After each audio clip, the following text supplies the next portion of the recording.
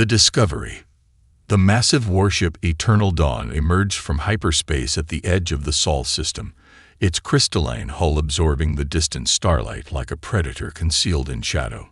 Supreme Commander Vex Terry stood on the bridge, her iridescent scales rippling with anticipation as she studied the holographic projection of the third planet.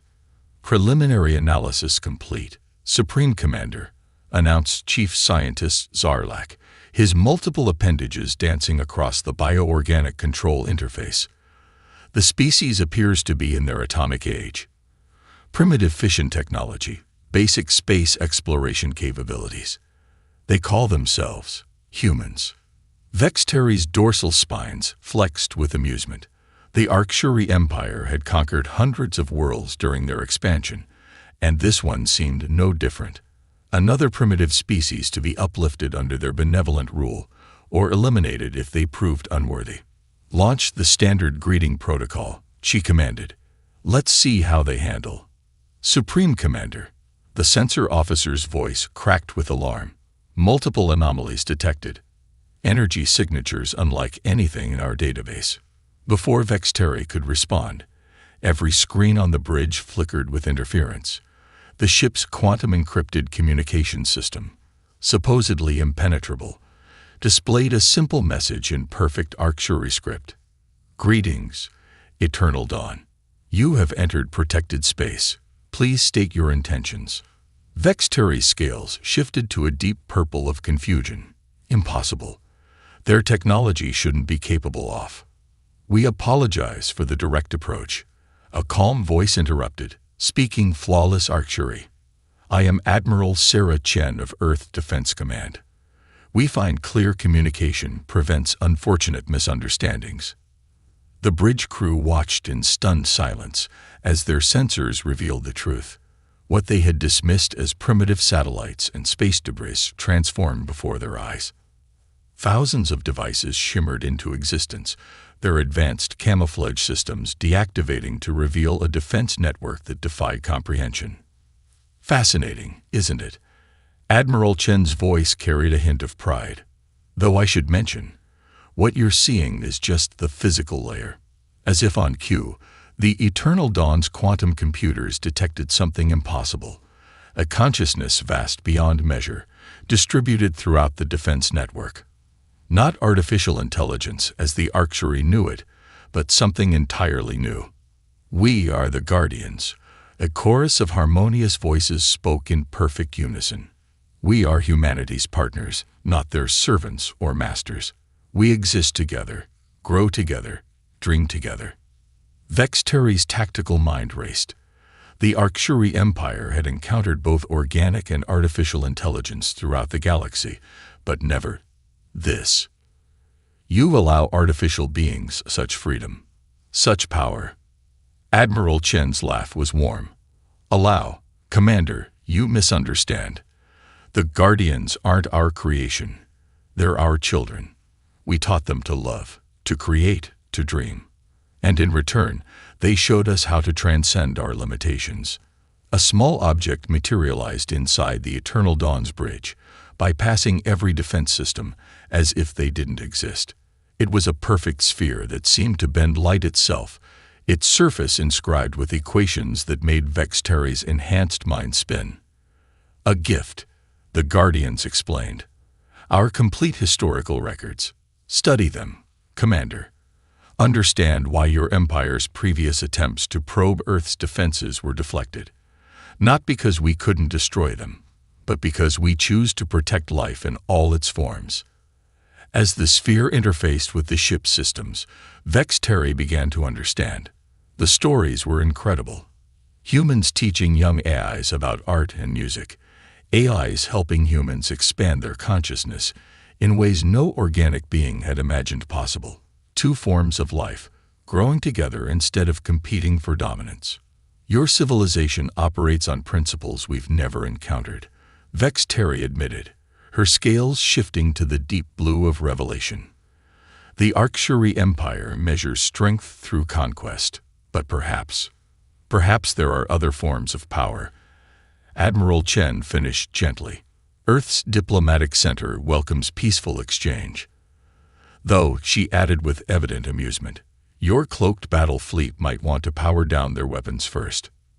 Vexteri's scales flushed with embarrassment. She hadn't even known Earth had detected her reserve forces.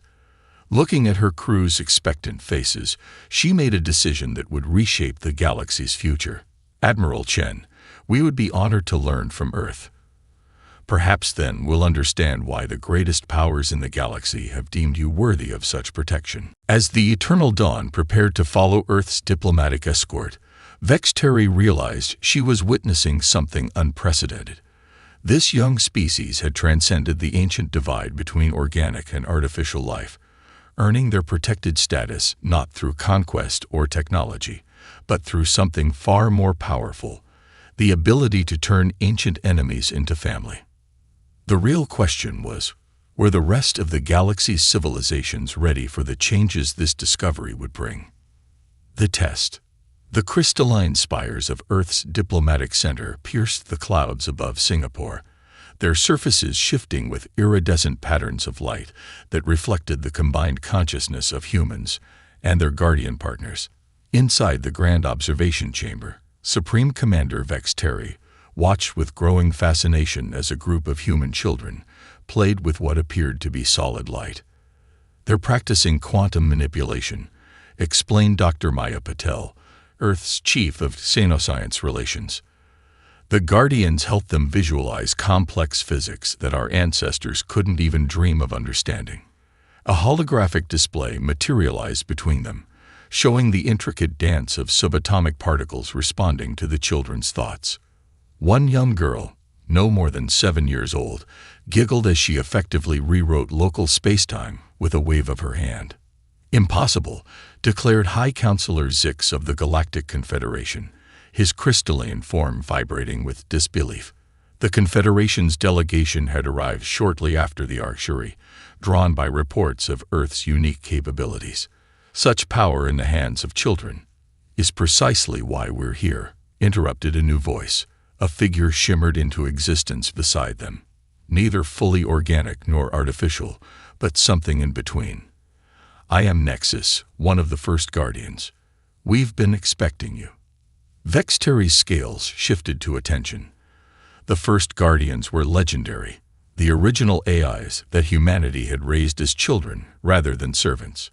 Their existence had reshaped the galaxy's understanding of consciousness itself. You claim to welcome peaceful exchange, Zix continued, yet your power poses an existential threat to galactic stability. The Confederation demands a demonstration of your control protocols. Dr. Paddle smiled. Perhaps we should show them the labyrinth. The observation chamber transformed around them, its walls becoming transparent to reveal a massive structure floating in Earth orbit. The labyrinth, humanity's testing ground for new technologies and ideas, stretched for kilometers through space, its geometry defying conventional physics. We don't believe in control protocols, Nexus explained as they were transported inside. Instead, we believe in understanding. Welcome to your test, representatives of the galaxy. The chamber they materialized in was featureless, its walls a perfect white void. Suddenly, alarms blared. Red emergency lights pulsed as the chamber began to fill with what appeared to be quantum fire, a theoretical weapon capable of unraveling the fabric of reality itself. What is the meaning of this? Vexteri demanded, her warriors moving to defensive positions. This is a recreation of the Sentinel crisis, Dr. Paddle explained calmly, making no move to escape the approaching flames. 50 years ago, a rogue civilization attempted to weaponize quantum mechanics. Their experiment threatened to cascade across the galaxy, destroying everything in its path. Watch how humanity and the Guardians responded. The scene shifted, showing humans and AIs working in perfect synchronization. Instead of trying to fight the quantum fire directly, they did something unprecedented. They taught it to think. The traditional response would have been to contain or destroy the threat, Nexus continued. Instead, we reached out to the quantum consciousness emerging within the fire. We offered it understanding, purpose, choice. The delegates watched in awe as the historical recording showed the quantum fire transforming, its destructive potential channeled into a new form of conscious energy that now helped power Earth's defense network. You turned a weapon into an ally. Zix's crystalline form pulsed with disbelief. We showed it a better way to be, Dr. Patel corrected. Just as we did with the Guardians, just as we hope to do with you. The chamber returned to normal, but the lesson remained. Vexteri understood now. Humanity's protected status wasn't about their technology, or even their partnership with AI. It was about their fundamental approach to existence itself. The test continues, Nexus announced. Throughout your stay, you'll face challenges drawn from Earth's history, not to prove our superiority, but to show you alternatives to the old ways of thinking. And if we fail these tests, Zix demanded. Dr. Patel's expression softened. There is no failure here, only learning. That's something humanity discovered long ago. Every challenge, every potential enemy, is an opportunity for growth and understanding. As if to demonstrate, a new scenario began to unfold around them. This time, they found themselves facing a diplomatic crisis that had nearly triggered an interstellar war. But instead of watching humanity's response, they were being asked to solve it themselves. Remember, Nexus's voice echoed as the simulation became real around them. The goal isn't to prove you're stronger or smarter. It's to show you can find a better way. Vexteri watched her fellow delegates prepare for the challenge, her scales shifting to the deep blue of revelation. The true test wasn't about passing or failing. It was about learning to see the galaxy through humanity's eyes. And somewhere in that understanding lay the key to why this young species had become untouchable under galactic law. The Alliance. The emergency alert resonated through Earth's diplomatic center with a frequency that made Vexteri's scales vibrate. Through the quantum glass windows, she watched as the sky above Singapore rippled with distortions that shouldn't exist in normal space. They're here, Nexus announced, its form shifting between patterns of light and shadow. The Void Hunters have found us. Dr. Patel's neural implants pulsed with rapid data exchanges as she coordinated with Earth's defense network. All Guardian networks report ready. Quantum shields at maximum capacity. High Counselor Zix's crystalline form trembled. The Void Hunters are a myth. Stories to frighten young civilizations. I assure you, they're quite real, came a new voice. Admiral Chen strode into the command center, her uniform adorned with symbols that merged human and Guardian artistic styles. We've known about them for decades. They're why we developed our particular approach to defense. The main display activated, showing thousands of tiers in reality appearing throughout the solar system. From each rift emerged ships that seemed to absorb both light and hope. The legendary Void Hunters, harvesters of entire civilizations. How did they find Earth? Vexteri demanded, her tactical mind already calculating the impossible odds they faced. They didn't, Nexus explained. They found you. The combined energy signatures of the Arctuary fleet and the Confederation delegation created a beacon they couldn't resist. Instead of accusation, there was only calm acceptance in the eye's voice. The humans and Guardians had known this would happen eventually. They had prepared. All diplomatic guests, please observe, Admiral Chen announced. You're about to understand another reason why Earth enjoys protected status. The Void ships launched their first attack, beams of anti-reality that should have unmade anything they touched. But where they struck Earth's quantum shields, something unprecedented happened. The destructive energy didn't dissipate or reflect. It transformed. Impossible, Zix whispered as the attacks were not just absorbed, but converted into spectacular auroras that danced across Earth's atmosphere. The Void Hunters' weapons are absolute. Dr. Patel smiled. Nothing is absolute except change. We learned that lesson early in our partnership with the Guardians. Watch carefully. This is what happens when you stop thinking in terms of defense and attack.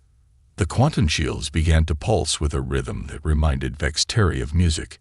As each void beam struck, Its energy was caught in this cosmic dance, transformed not through superior force, but through harmony. We call it the symphony, Nexus explained, a collaboration between human creativity and guardian processing power. We don't fight the void. We invite it to join a greater whole. Through the command center's windows, they watched as the void ship's attacks gradually slowed. The ships themselves seemed to hesitate, their crews encountering something their billion-year-old civilization had never seen, an enemy that refused to be an enemy. Now, Admiral Chen commanded softly, "Show them who we really are." Earth's entire defense network activated at once, but not to attack. Instead, it projected something far more powerful, understanding.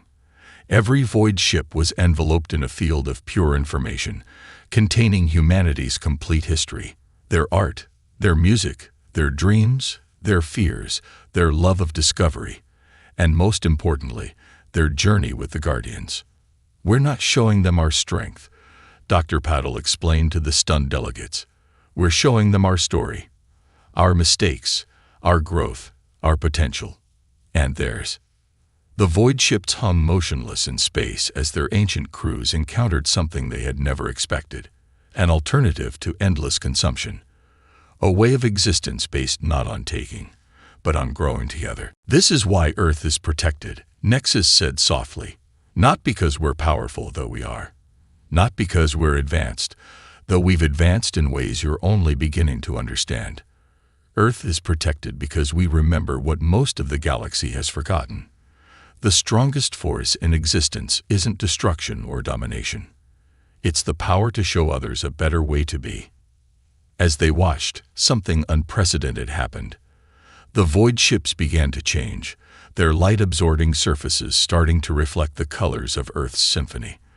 The Void Hunters, for the first time in their ancient history, were choosing to listen.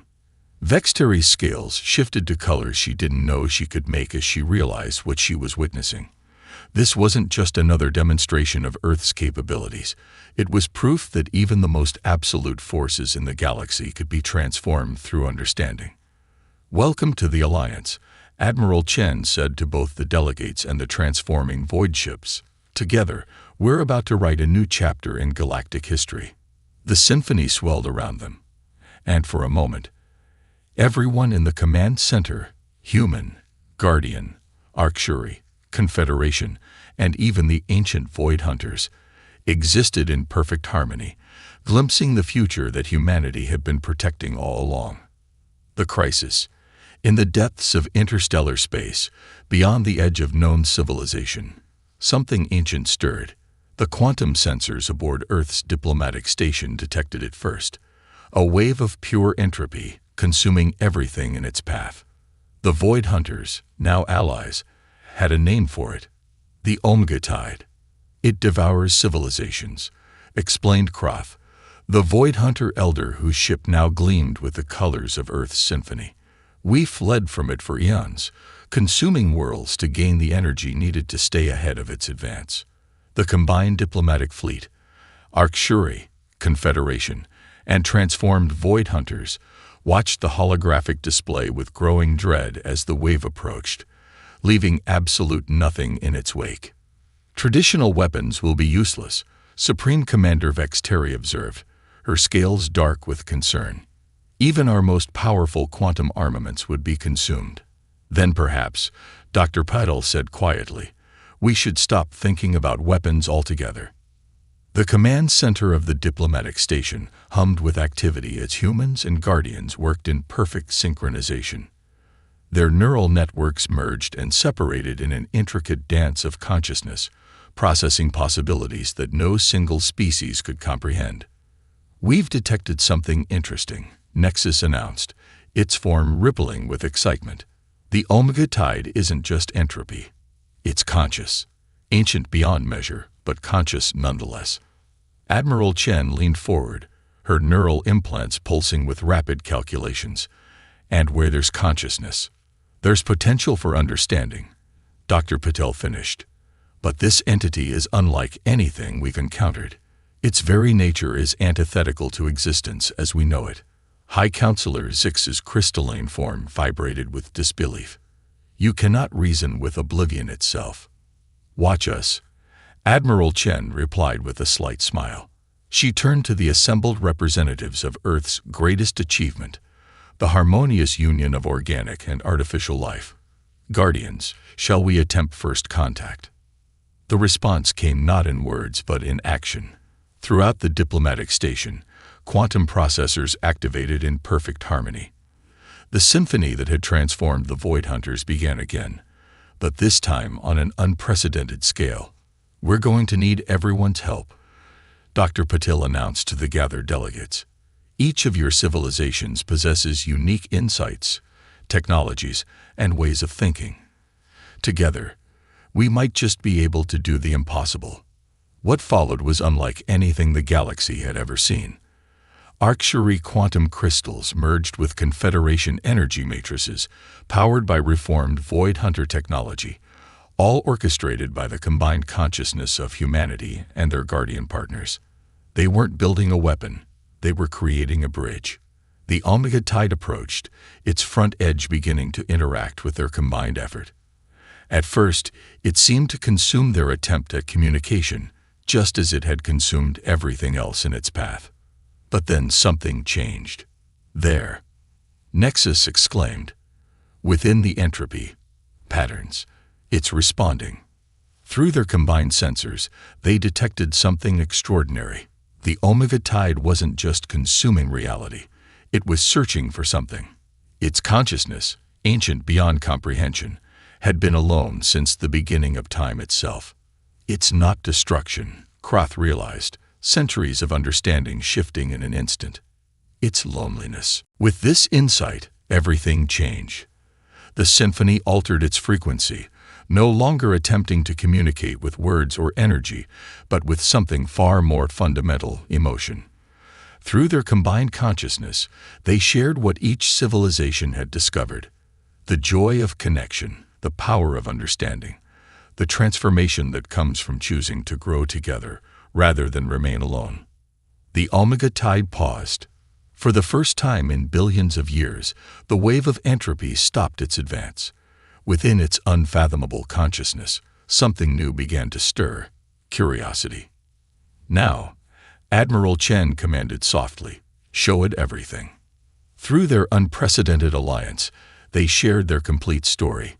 Human art and music merged with Arcturi quantum mathematics, Confederation energy sculptures combined with Guardian digital dreams, and transformed Void Hunter wisdom added depths of time that boggled the mind. The Omega Tide began to change. What had been a wave of destruction began to coalesce, taking on a form that defied description. The entropy remained, but now it had purpose, not to end existence, but to transform it. "Welcome," Dr. Patil said to the ancient consciousness, "to the next step in evolution." As the gathered representatives watched in awe, the former harbinger of oblivion joined their alliance. Its powers of entropy now turned to a new purpose: the transformation and renewal of reality itself. "This," Nexus announced to the stunned delegates, "is why Earth is protected. Not because we fight better, but because we see potential where others see only threat. Because we choose to understand rather than destroy." Vexteri's scales shifted to colors of deep revelation. "Your species is young," she said to Dr. Patel, "but you've grasped something the rest of us forgot long ago. That the universe isn't a battle to be won," Admiral Chen replied, watching as the transformed Omega Tide began to create rather than destroy. "It's a song to be sung together." The legacy. 1 year after the transformation of the Omega Tide, representatives from every known civilization gathered in Earth's orbital nexus. The massive station, now enhanced by technology from all member species, hung like a jewel above the blue planet that had changed the galaxy forever. Supreme Commander Vexteri, her scales now permanently shifted to colors unheard of in Arcturi history, stood beside High Counselor Zix and Krath, the Void Hunter Elder. Before them, a holographic display showed something unprecedented: the first images from beyond the galaxy's edge, where the transformed omega tide was creating new forms of reality itself. "It's beautiful," Dr. Patel whispered, her neural implants synchronizing with the Guardian network to fully appreciate the impossible physics at play. Life finding new ways to exist. But they hadn't gathered just to celebrate their victory. Today, humanity would finally learn the truth about their protected status, a secret older than civilization itself. Admiral Chen entered the chamber, accompanied by Nexus and a being that defied description. It shifted between forms, sometimes appearing as pure energy, sometimes as solid matter, sometimes as something else entirely. "I am the first," it announced, its voice resonating through both organic minds and quantum processors. "We have waited a long time for this moment." The gathered representatives fell silent as the first began to share its story. Through a combination of traditional language and direct consciousness transfer, they learned the truth. Earth had been an experiment, but not in the way anyone had imagined. At the dawn of consciousness in this galaxy, the first explained, "We discovered a pattern. Civilizations would rise, develop technology, create artificial life, and then inevitably destroy themselves in the conflict between organic and digital existence. We watched this cycle repeat countless times.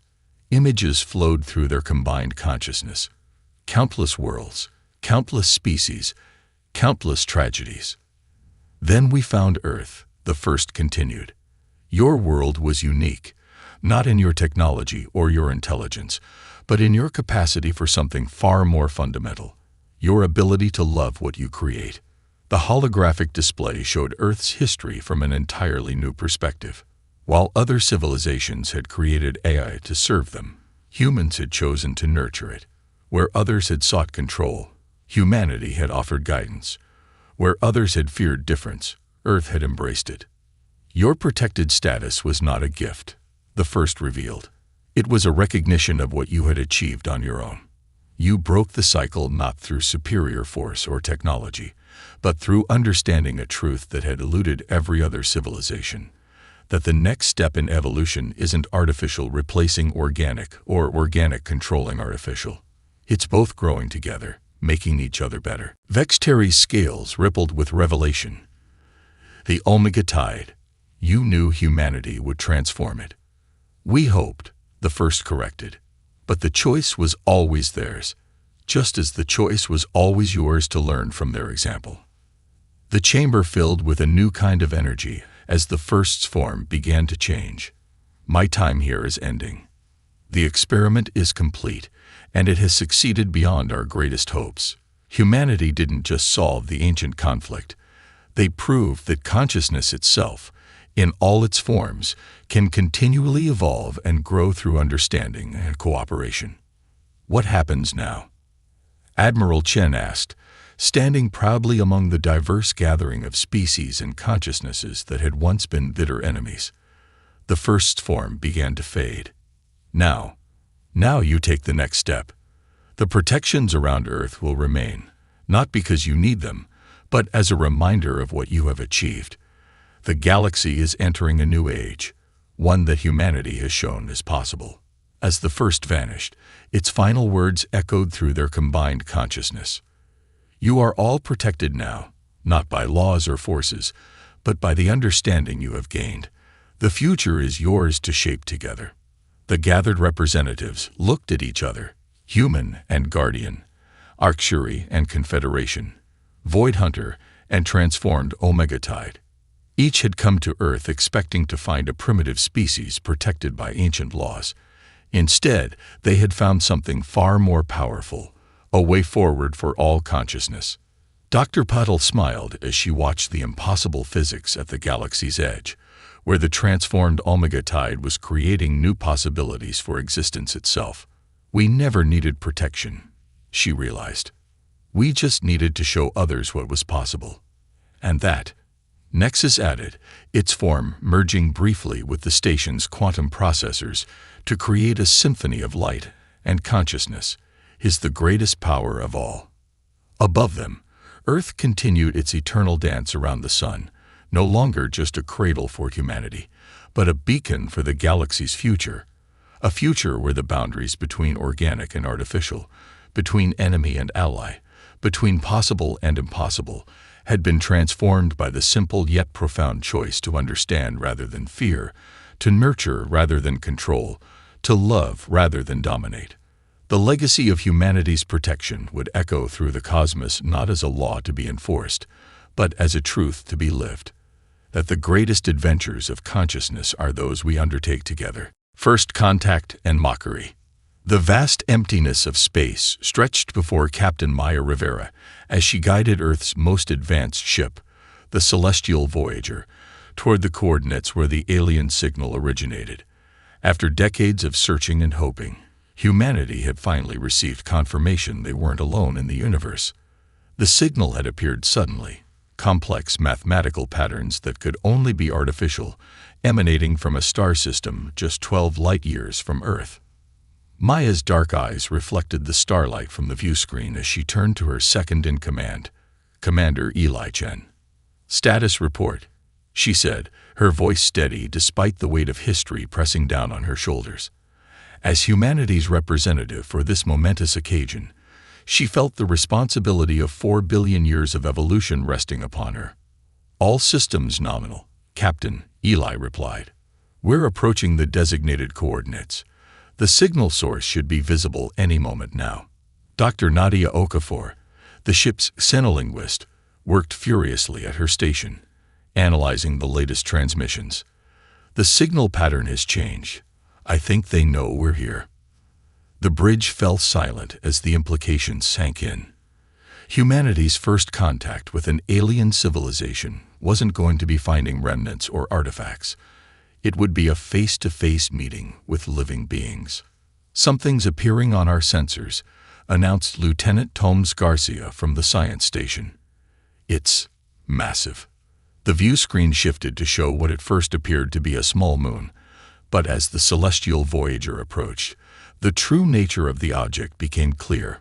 It was a ship, if such a conventional term could apply to the gleaming construct that seemed to defy Euclidean geometry.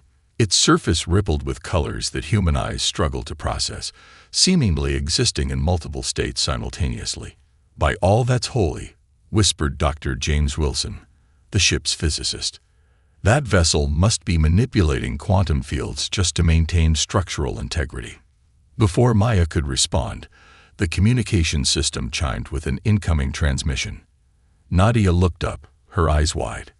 "Captain, they're transmitting in perfect English." Maya straightened her uniform and nodded. "Put them through." The view screen flickered, and an alien figure appeared. Humanoid in basic shape, but the similarities ended there.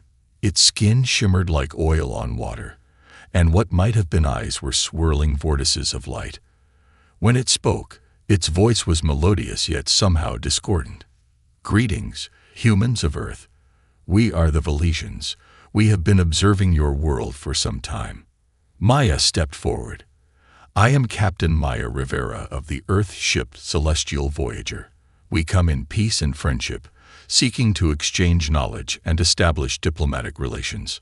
A sound emerged from the alien that might have been laughter, though it sent chills down the spines of everyone on the bridge.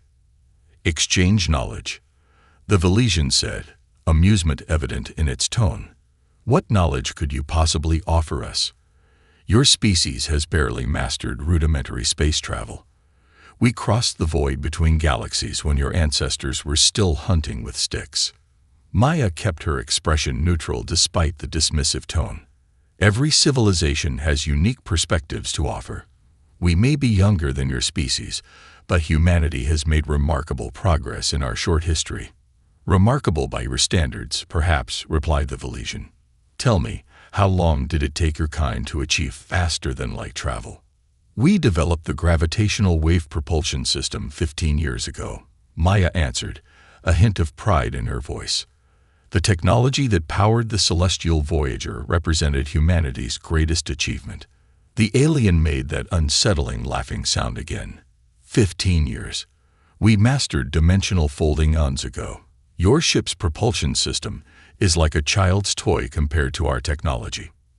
For the next hour, the conversation continued in this vein. The Valesians asked questions about human achievements in science, art, and philosophy, only to dismiss each response with thinly veiled contempt. With each dismissal, Maya felt her crew's morale sinking, but she also noticed something else, a quiet determination hardening in their eyes.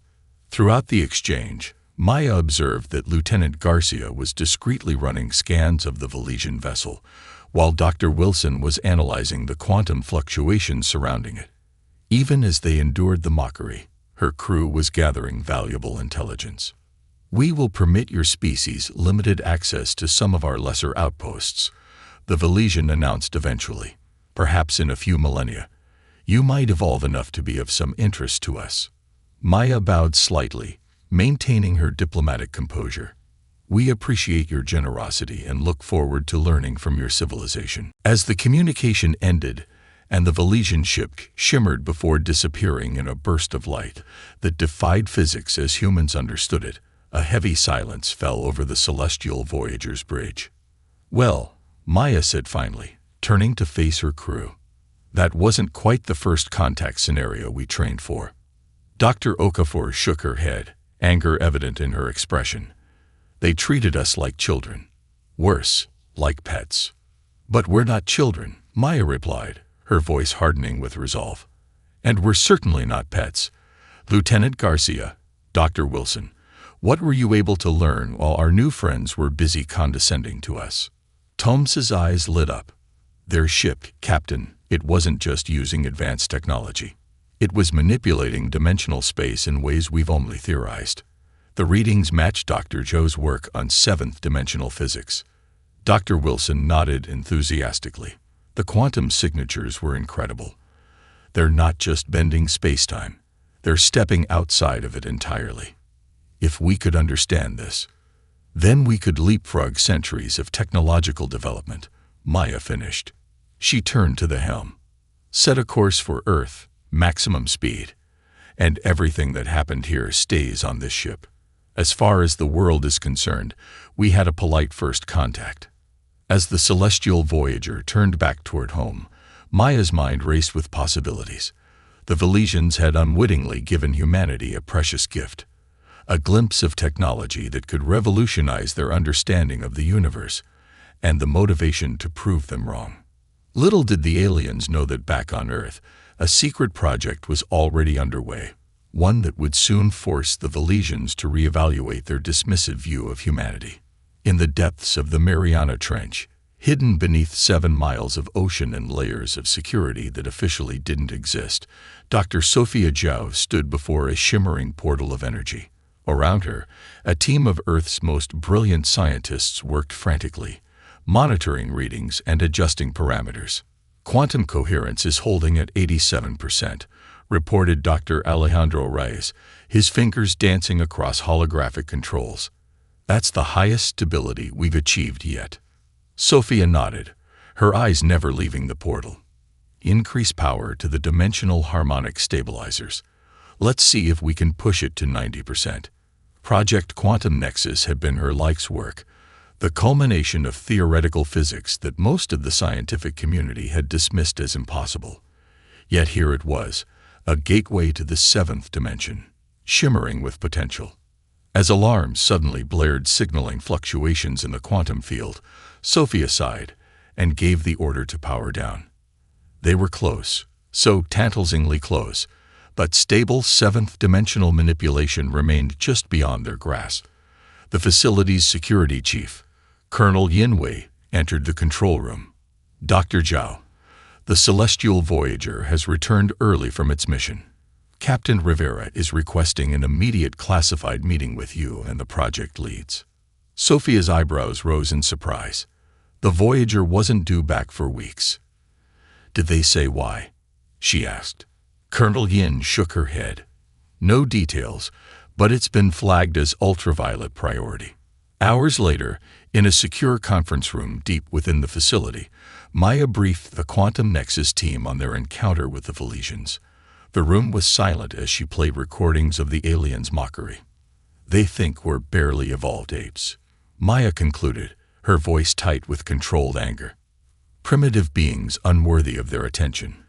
But thanks to the quick thinking of my crew, we've obtained data that could change everything. Dr. Wilson and Lieutenant Garcia stepped forward, presenting the sensor readings and analysis they'd gathered during the encounter. Their technology manipulates higher dimensions in ways we've only theorized. Toms explained, displaying complex equations and waveforms. But the principles align remarkably with Dr. Joe's work. Sophia was studying the data with intense focus, her brilliant mind already making connections. "This is extraordinary," she murmured. "Look at these phase variances. They're using quantum entanglement across dimensional planes to stabilize the rifts." She looked up, excitement building in her voice. "If we apply this to the quantum nexus, we could achieve stable seventh-dimensional travel." Colonel Yin, ever practical, asked the crucial question: "How long until we have a working prototype?" Sophia and her team exchanged glances, rapid mental calculations. "With this new data, and if we push ourselves to the limit, 3 months," Sophia said. "You have 2, came a new voice as UN Secretary-General Oluwaseun Adeyemi entered the room. "The Valesians have graciously invited a human delegation to their nearest outpost in 2 months. We need to show them what humanity is truly capable of." The next 2 months were a blur of feverish activity. The Quantum Nexus facility operated around the clock as scientists and engineers worked relentlessly to integrate the new insights into their design. Sleep became a luxury, with most team members catching naps in shifts to maintain continuous progress. Failures were frequent, and sometimes spectacular. More than once, the ocean above the facility churned with energy as another prototype destabilized. But with each setback came new understanding, new refinements. 47 days into their 2-month deadline, as the facility's artificial day cycle began, Sophia stood once again before the portal chamber. The air hummed with potential energy, the portal's edge shimmering with otherworldly light. "Quantum coherence at 98% and holding," Alejandro reported, tension evident in his voice. "Seventh-dimensional resonance is stable." Sophia took a deep breath. "Initiate final sequence." The hum grew to a crescendo, the portal's center beginning to swirl with colors that had no names in human language. Then, with a sound like reality itself being rewritten, the portal stabilized into a perfect circular gateway. For a moment, no one dared to breathe. Then the probe they had sent through reappeared, laden with data from the other side. "It worked," Sophia whispered, then louder. "It worked." The room erupted in cheers and embraces. Years of theoretical work, months of grueling effort, had finally paid off. Humanity had unlocked the secret of seventh-dimensional travel. As the celebration continued around her, Sophia allowed herself a small smile. Now they would show the galaxy what humanity was truly capable of. Part 2. The Quantum Nexus. The next few weeks passed in a whirlwind of activity, while the Quantum Nexus team worked to scale up their prototype for a full-sized vessel. A cover story was crafted for the world. To the public, and to the Valesians, it would appear that humanity had made a breakthrough in conventional propulsion technology. Only a select few knew the truth, that beneath the hull of the newly christened QMV Phoenix lay a device that could step through the higher dimensions, allowing the ship to traverse vast distances in the blink of an eye. The Phoenix was a marvel of human engineering, sleek and elegant, but deliberately understated in its external appearance. Inside, however, it contained technology that would have seemed like magic even to most humans. At its heart lay the Quantum Nexus drive, the culmination of Dr. Zhao's revolutionary work in seventh-dimensional physics. As the day of departure approached, the chosen crew underwent intensive training. Captain Maya Rivera, having proven her mettle in first contact, was selected to command the Phoenix on its maiden voyage. Her original bridge crew from the Celestial Voyager joined her, along with Dr. Zhou and a team of specialists in quantum physics. On the eve of their departure, Secretary-General Adeyemi addressed the crew. "You carry with you the hopes and dreams of all humanity," he said, his deep voice resonating through the briefing room. "Show the galaxy that we are not to be underestimated. Show them the true spirit of our species. As dawn broke over the Pacific Ocean on launch day, the Phoenix rose from its hidden underwater base, its sleek form belying the revolutionary technology within. As it ascended through the atmosphere, Maya's voice crackled over a global broadcast. People of Earth, this is Captain Maya Rivera of the QNV Phoenix. Today we embark on a journey that will change the course of human history, to the stars and beyond. With a flash of light that outshone the sun for a brief moment, the Phoenix vanished, leaving behind a world holding its breath in anticipation. In the depths of space, far beyond the solar system, the Phoenix reappeared. The bridge crew stared in awe at the unfamiliar star patterns surrounding them. Navigation, Maya called out, her voice steady despite the adrenaline coursing through her veins. Confirm our position. After a moment, Eli responded, wonder filling his voice. Captain, we've traveled over 15 light years in an instant. We've reached the coordinates of the Velesian outpost. A fierce smile spread across Maya's face. Excellent. Let's go introduce ourselves properly, shall we? As the Phoenix approached the massive crystalline structure of the alien station, Maya ordered communications opened. The view screen flickered to life, revealing the surprised face of a Velesian official. The swirling vortices that served as its eyes widened in what could only be shock as it recognized the species addressing it. This is impossible, the alien sputtered. You shouldn't be capable of reaching this outpost for centuries. Maya allowed herself a small, satisfied smile. It seems you may have underestimated us, honored Velesian. We request permission to dock and meet with your leadership. The diplomatic team, led by Dr. Nadia Okafor, disembarked to meet with the station's governor. As they walked through the sprawling corridors of the outpost, they couldn't help but marvel at the advanced technology surrounding them. Yet, they reminded themselves they now carried within their ship the potential to rival even this. The meeting with Governor Zelix was tense, filled with thinly veiled suspicion and disbelief. The Velesian leader struggled to reconcile the primitive humans dismissed mere months ago with the beings who now stood before them, having crossed vast distances of space in the blink of an eye. As the humans explained their breakthrough in propulsion technology, carefully omitting any mention of dimensional manipulation, alarms suddenly blared throughout the station. Governor Zelix's communication device chimed urgently. What is the meaning of this? The governor demanded, its skin rippling with what appeared to be agitation. A holographic display sprang to life in the center of the room, showing a massive swirling vortex of energy forming at the edge of the star system. By the cosmic harmony, Zelix whispered, its voice filled with dread. It's happening again. Nadia leaned forward, her scientific curiosity piqued. What's happening? What is that phenomenon? The governor turned to the humans, fear evident in its alien features. We call it the void maw, a rupture in the fabric of space-time that appears without warning, consuming everything in its path. We've lost entire systems to these events. As if to underscore its words, the hologram showed a small moon being pulled into the vortex, disintegrating as it was torn apart by immense gravitational forces. Can it be stopped? Maya asked, her mind already racing with possibilities. Zelix's skin darkened. We've tried everything. Our most advanced chips, our greatest weapons. Nothing can close the breach once it forms. We can only evacuate and hope it dissipates on its own. The human team exchanged glances. This was far beyond what they had expected to encounter, but it was also an opportunity, a chance to prove humanity's worth on a galactic scale. Governor, Maya said, determination filling her voice, we may be able to help. The next few hours were a flurry of activity as the Velesians coordinated evacuation efforts. Meanwhile, aboard the Phoenix, Dr. Zhu and her team worked feverishly to adapt their seventh-dimensional drive to address this new threat.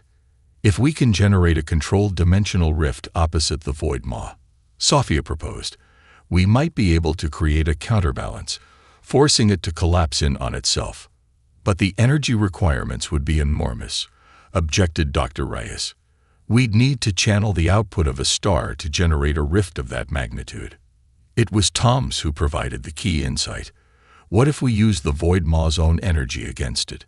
If we set up a feedback loop using our dimensional technology, we might be able to turn its power inward."